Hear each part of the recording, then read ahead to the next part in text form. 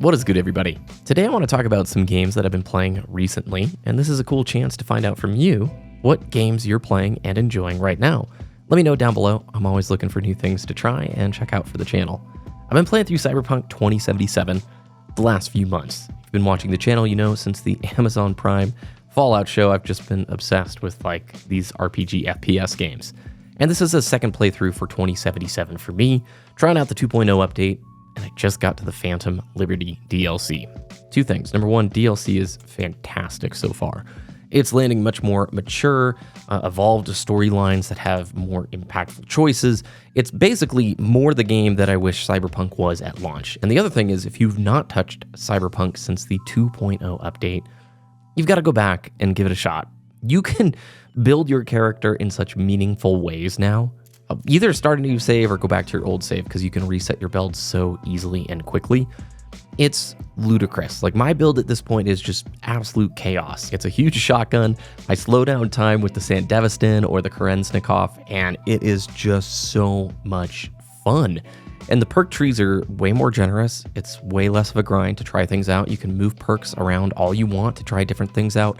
It finally is feeling like the game that I wanted 2077 to be at launch. It's not perfect, it still has the shortcomings, but on the whole, if you could pick up 2077 with the Phantom Liberty DLC at a discount, I'm like 40 hours into this fresh playthrough, and I've got a long way to go. There's tons of value there, and the world in Phantom Liberty really does feel more like it fits within that cyberpunk genre, and some of the more nuanced dystopian themes are integrated extremely well. The other game that I just finished up is Portal 2. Now, I've already talked about this in a few previous videos, so I'll be quick here. It's a masterpiece. If you've not played Portal 1 or Portal 2, I really recommend checking it out. Portal 2 is a longer experience than Portal 1. You really get some backstory and some world building, which is kind of cool because I've always wondered about the Aperture Science Labs and the connection to the Black Mesa Research Facility. And it was really well voice acted with incredible writing and great humor. Plus, the puzzles are really fun. This is a great late night game before bed, because you're not really being pushed with anything overly intense. You're just solving puzzles and listening to awesome dialogue and great music. And the other game I'm just starting to sort of dip my toes in the water for is Red Dead Redemption 2. I'm not totally sold yet if I'm going to commit on a full playthrough. I've never played it before. I know it's incredibly well received. I've been waiting to pick it up. I bought it on the Steam sale on this summer sale, and I'm like 7-8 hours in. The game's visuals and voice acting and world and story so far has just been absolutely incredible. The only reason I'm a little apprehensive is it feels like there is so much downtime, where every mission is basically 10 minutes of dialogue as you're riding from the mission and then back to camp on your horse, and then a few minutes of gameplay mixed in. Now, I have heard on the whole, Red Dead Redemption 2 is one of those once-in-a-lifetime must-play games, so I'm sure at some point I will push through what I feel like is less than fun gameplay or a lot of filler and downtime as the story and the exposition is coming out. But I'm genuinely curious if any of you have played Red Dead 2, have tips or thoughts about this. Keep it spoiler-free, please, because I really am impressed with it, but I'm not sure if I've got the time ready to dive and complete this thing. Another game I've been chipping away at, maybe like an hour a week, is Minishoot Adventures. This is a really cool indie title that Toastbomb recommended to me. It is a top-down bullet hell style game, but it's also an adventure game. So think of an old school Zelda, like a 2D Zelda game, mixed with a bullet hell game, and that is Minishoot Adventures. Just like Zelda, there's an overworld, there's dungeons, there's abilities, there's secrets to find, and it's all in this really cool top-down style gameplay. And I'm not good at bullet hell games, but I would like to get better. And so far, it's just been amazing. Great music, cool visuals, difficulty curve is kind of good, because all I remember about bullet hell games is going to our local bowling alley growing up, and they had an arcade cabinet with, I don't even remember what it was.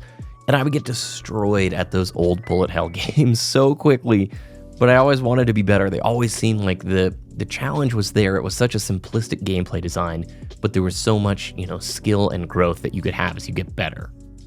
And then beyond those three main games, I've been playing Skate 2 on the old Xbox One X and Final Fantasy 13, as well as, a few other older Xbox games. I've really been enjoying that console once again.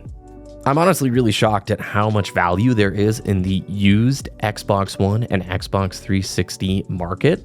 Also, the 360 marketplace is closing down at the end of July, and there are some crazy big sales. So I'd highly recommend checking that out. If there's some old 360 games you don't want to go to eBay for, now is the time to go check it out and pick it up.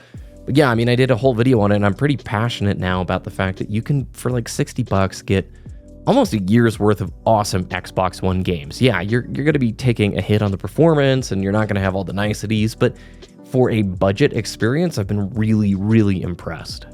And I'm really remembering that when the game came out doesn't necessarily impact the level of fun it is. In fact, many of these older games I'm finding are like way more fun experiences than the modern stuff that we keep sinking our time into. In fact, right now, I've got a PlayStation 2 hard drive mod that I'm working on because I started playing my old PlayStation 2 again. Things like Eco and Gran Turismo 4, Metal Gear Solid 2, all of these old incredible games that I'm just super pumped to go and play again. And I definitely want to talk about the PlayStation 2 here on the channel, my favorite console of all time. And it's so nice to go back to an old console where you boot it up, throw the disc in, and you play. No giant day 100 gig patches. I mean, the game is there on the disc. Yeah, they're not the same scale sometimes as these newer games, but it is really nice to see what we've kind of lost over the years. One thing I would ask, if you've made it this far in the video, I'm looking for a chill, fun multiplayer FPS game to play. Something kind of old school. I've been searching around and not figuring out what that is. Titanfall 2 is maybe the closest to what I've been looking for, but I've played that to death, and I do love it. I just taken a little break. I looked at Quake Champions thinking, okay, that's kind of in the realm of what I'm thinking about lately. All this old Lawbreakers footage is getting me nostalgic. There's just not a ton of people playing Quake Champions anymore. So if you have any ideas, I'm just really nostalgic. You know, I wish there was a way to play Overwatch 1. Maybe there is. I don't know if fans have recreated something or not, but just some older game, not Battle Royale, chill multiplayer shooter that isn't overrun with like crazy SBMM and super sweat mode. So if you know of any games that would sort of fit that mold, let me know down below. Overall, I would say this is a very fun summer gaming-wise so far. It's been busy. I'm trying to balance my real-life job and trying to get uploads out on the channel as often as I can, and just trying to get outside, ride my bike, and trying to enjoy summer because I can't believe it.